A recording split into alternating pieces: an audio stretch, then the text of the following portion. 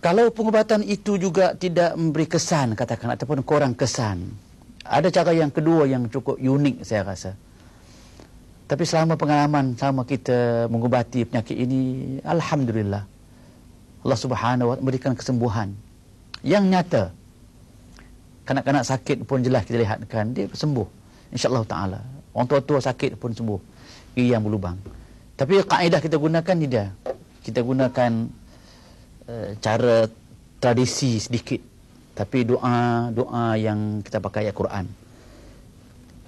Orang-orang kampung dulu dia pakai tiang rumah aja, kena rasuk rumah boleh. Tapi kita pakai kayu beluti. Kayu beluti ini yang kita pakai, kayu beluti yang kita panggil 32 lah, kayu beluti satu, dan kita gunakan paku 3 inci, 2 inci setengah boleh. Kena pakai hammer lah, pakai penukul besi untuk ketuk ini. Cuma ada kaedah yang saya nak jelaskan dalam konteks ini. Soal menilaikan pengubatan seperti ini, dia mana hubungannya, mana saintifiknya, saya tak dapat terangkan. Yang saya terangkan kaedah yang kita pakai, kemudian tengok hasilnya. Yang pentingnya gigi sembuh, tak dia sakit dia berhenti dan selesai, tak payah cabut.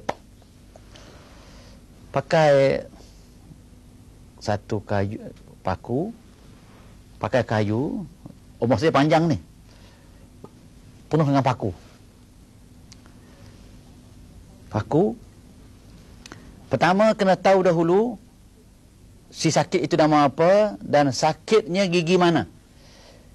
Sama ada gigi itu gigi sebelah atas, sebelah kanan, atas kiri, bawah kanan, bawah kiri. Gigi ada dua kan, atas bawah, ni atas, ni bawah. Nak tahu gigi mana yang sakit itu? Gigi ujung ni kah? Kalau kita tahulah, gigi ujung ni, kalau ini maknanya bilang daripada ujung sekali, gigi yang keberapakah yang dia sakit. Senang saudara faham, katakan yang bawah, daripada ujung sekali, ujung satu. 1, 2, 3, 4, 5, 6, 7, 8, lepas sini. Sebelah sini pula, 1, 2, 3, 4, 5, bilang begitu. Selepas tahu giginya, sebelah kanan, katakan sebelah bawah, maka fokuskan, ingatkan kepala kita, kita nak merawatkan gigi yang sakit, yang berlubang di sebelah bawah, sipulan yang punya gigi, sebelah bawah kanan. Ingat begitu, kita kena buatkan suatu tempat untuk kita letakkan paku ini. Rumah paku kita panggilkan. Buat dengan paku, suatu raja. Saya gunakan pen ini untuk memudahkan saudara faham. Raja hanya dibuat begini, tempatnya dibuat begini, dengan paku ini yang sekiranya senang, nampak jelas. Kita gunakan ini, tolak begitu, ambil ke atas, ini bawah gitu, tolak, macam bacaannya macam kampar lebih kurang. Dalam lubang ini,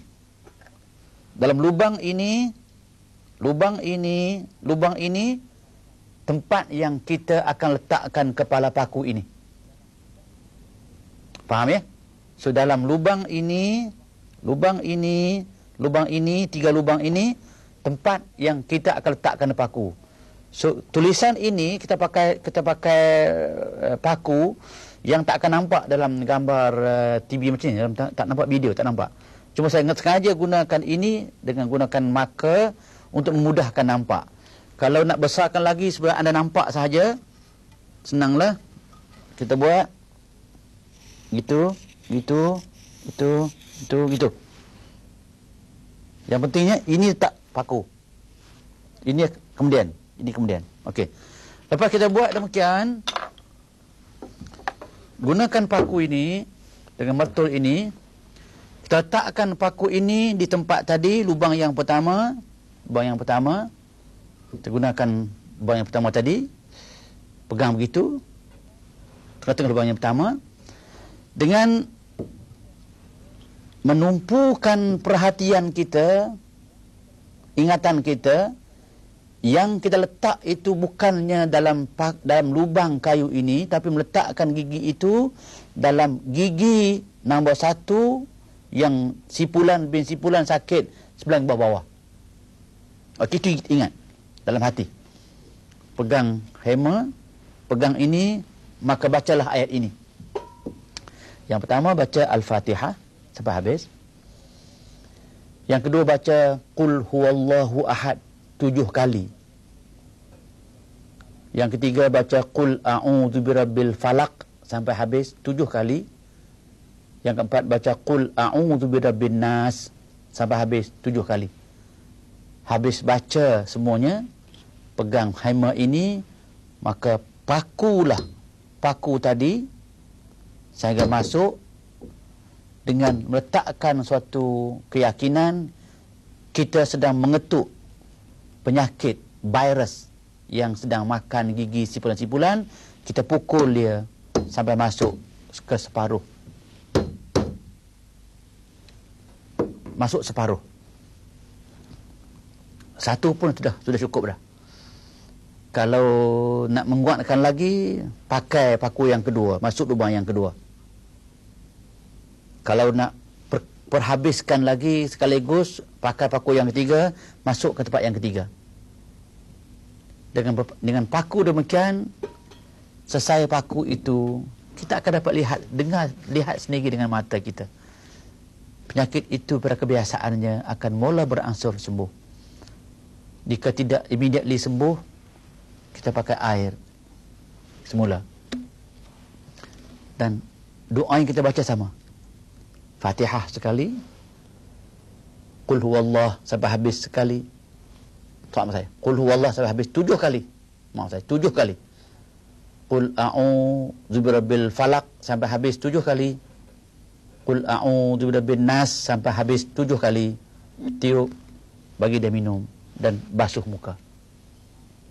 Dalam banyak-banyak cerita halnya kita hadapi kes seperti ini, gigi akan sembuh dengan tidak payah cabut.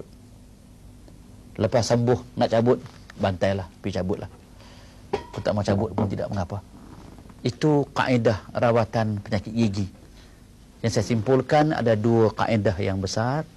Tadi kaedah yang pertamanya pakai bawang putih dengan lada, potong, kaedah tampal di nadi, dia baik sembuh. Sembuh. Yakin sembuh. Tapi bacaannya jelas. Fatihah dengan selawat syifa. Yang kedua ini pakai kaedah paku.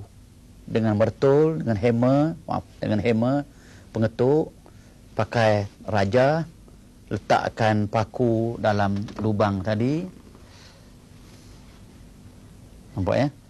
Jelas. Paku. Kepala kita, hati kita mengingatkan letak paku itu dalam lubang, tapi lubang gigi, bukan lubang kayu. Lubang gigi.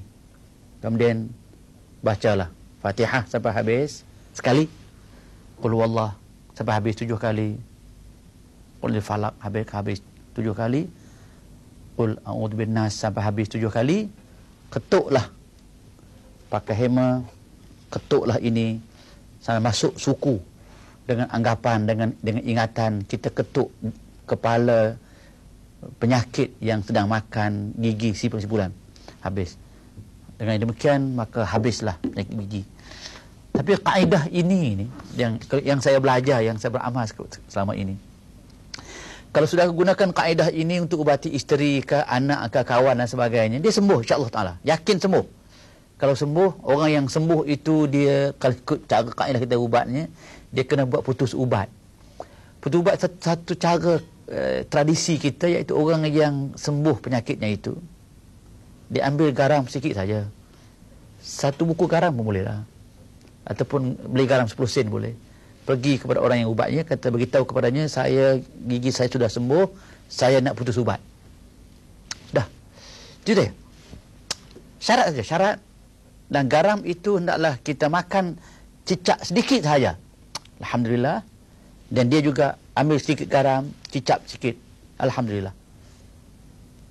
Itu yang kita panggilkan dengan kaedah untuk mengubati penyakit sakit gigi dengan cara yang senang dan tidak memerlukan banyak masalah.